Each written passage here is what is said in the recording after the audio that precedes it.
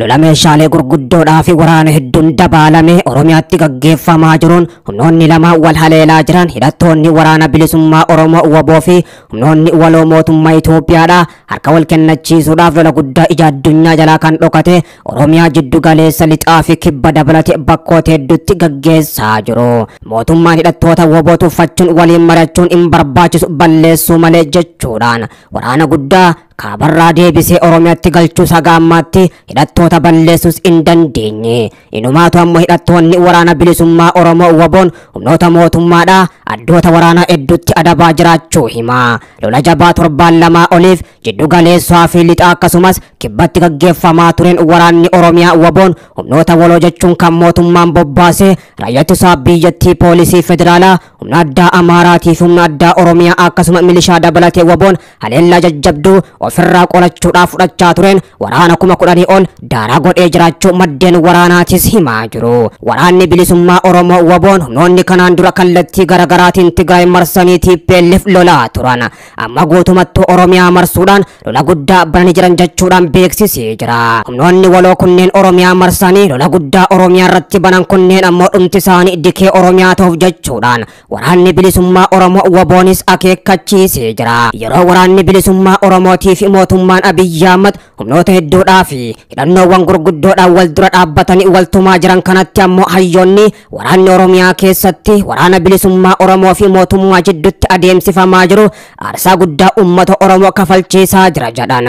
Humnoonni waraana mootummaa Itoophiyaa tumsuudhaan Oromiyaatti bobbaafaman yakkoota namummaa fi waraana uummata nagaa irratti raawwataa jiraachuu isaaniitu ibsamee jira. Bara 2019 irraa jalqabuudhaan waraana hamaa keessa kan galte Itoophiyaan mootummaan waraana naannoo Tigraayitti adeemsisaa ture karaa nagaatiin xumuruudhaaf adeemsarra jiraatus ammoo waraana Oromiyaa keessatti waraana bilisummaa Oromoo WBO wajjin adeemsisaa jiru. Humna qofaan xumuruudhaaf humna waraanaa guddaas Oromiyaatti bobbaasee jira. Wal waraansi Oromiyaa keessatti waraana bilisummaa Oromoo fi mootummaa Itoophiyaa jidduutti adeemsifamaa jiru akkuma dhokataa ta'e miidhaan inni gaggeessaa jirus akkaan dhokataadha ummataas akka malee miidhaa jira jedhan hayyoonni. Humnoonni mootummaa Itoophiyaa tumsuun Oromiyaatti bobbaafaman kanneen akka raayyaa ittisa biyyaa poolisiin federaalaa humna addaa Amaaraa humna addaa Oromiyaa fi milishaan Oromiyaa yeroo waraana bilisummaa Oromootiin haleelamanii miidhaan irra ga'e of duuba deebi'uudhaan tarkaanfii haaloo ba'iinsaa uummata irratti fudhataa jiraachuu hayyoonnis ibsanii. Waraanni Oromiyaa keessa ija hawaasa idil addunyaa jalaa dhokachuu kan kaasan hayyoonni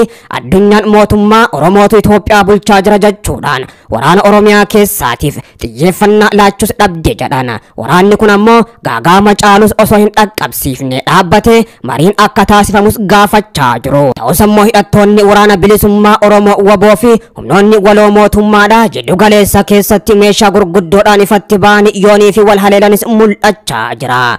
WBO'n ammoo gama isaatiin addoota waraanaa hedduuttis injifannoo gonfachaa jiraachuu kan beeksisu.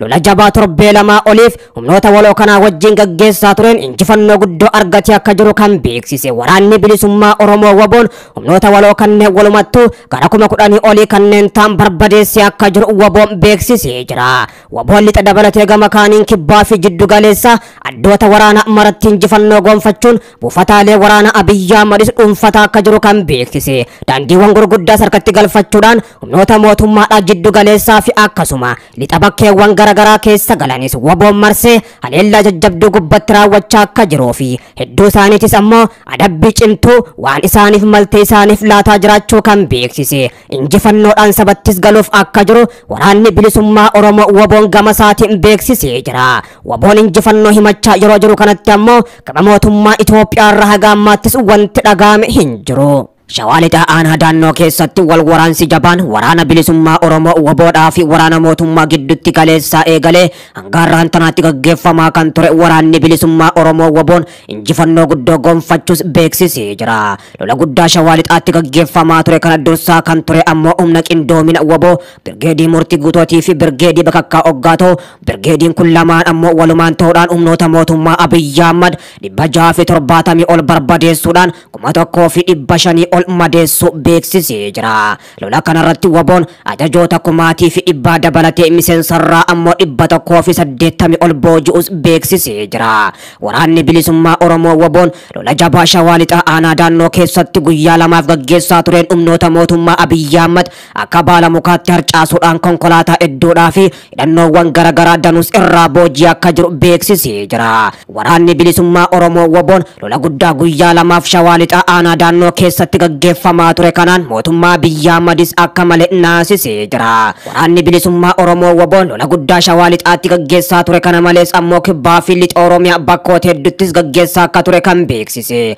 Lola guddaa mootummaan Abiyyi Ahmad humnoota waraana isaa kaabarraa deebise waraana bilisummaa Oromoo dhabamsiisu jechuudhaan bobbaase kana duruma dhaabbachuun humnoota mootummaa Abiyyi Ahmad bakka awwaalcha isaanii Oromiyaa taasisaa jiraachuu waraanni bilisummaa Oromoo waboon beeksisee jira. Waboon duula guddaa yeroo ammaan tana isarratti baname akkuma gaariitti ofirraa qolachaa jiraachuu kan beeksise. Ajajoonni waraana bilisummaa Oromoo ol aanoo ta'an kutaalee Oromiyaa bakka maratti humnoonni isaanii humnoota mootummaa Abiyyi Ahmad akka baala mukaatti harcaasuudhaan injifannoo gurguddoos gonfachaa jiraachuu beeksisanii jiru. Lola guddaa Shawaa Lixaatti gaggeeffamaa ture kana ammoo adda kan godhu waraanni bilisummaa Oromoo waboon guyyaa lama booddee ajajoota waraana Abiyyi Ahmad kumaatii fi dhibbaa harkatti galfachuudhaan miseensota hedduus booji'anii hedduu isaanii barbadeessuu fi hedduus madeessu jechuudhaan himamaa jira. Ijoolleen Oromoodhaa lolli guddaan erga jalqabee ammoo torbee kana keessa bakkoota garaagaraattis injifannoo gurguddoo argachaa jiraachuu kan beeksisan. Buufataalee waraana Abiyyi Ahmad jiddu galeessa dabalatee gama kaaniin ammoo kibbaa fi akkasuma kaaba lixa Shaggar bakkoota hedduutti argamu barbadeessanii akka jiranii fi hidhannoowwan gurguddoos gonfachuudhaan daandiiwwan gurguddoos lixarraa kaasuun gara ammoo Finfinneetti geessus bakka hedduutti qabatanii jiraachuunis himamee jira. Mootummaan Abiyyi Ahmad lola guddaa waraana bilisummaa Oromoo waboo balleessuu jechuudhaan humnoota kaabarraa deebise ammoo otoo haara hin galfachiisin gama lixaatti bobbaasuu jalqabes.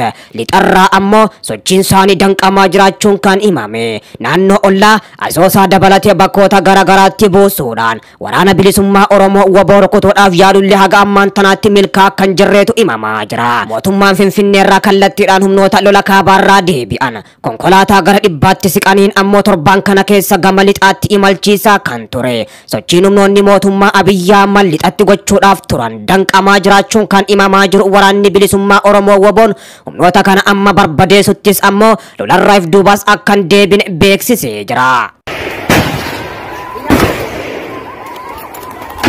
Basi basi